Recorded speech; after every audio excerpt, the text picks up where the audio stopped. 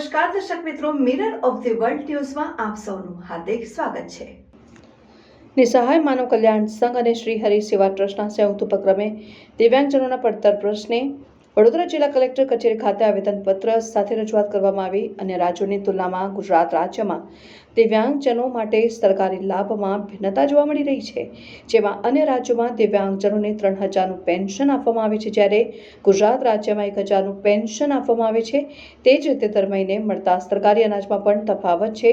ત્યારે નિસહાય માનવ સેવા સંઘ તથા શ્રી હરિ સેવા કલ્યાણ સંઘના સંયુક્ત ઉપક્રમે ડોક્ટર સલીમ બોલાની આગેવાનીમાં દિવ્યાંગજનો સાથે સરકાર સુધી કલેક્ટરના માધ્યમથી રજૂઆત કરવામાં આવી હતી, જેમાં દિવ્યાંગજનોને દર મહિને ₹3000 પેન્શન આપવામાં આવે, દર મહિને 45 કિલો અનાજ મળે અને મુસાફરીમાં સુવિધા ઉપલબ્ધ કરાવવામાં આવે સહિતની માંગણીઓ સાથે રજૂઆત કરવામાં આવી હતી।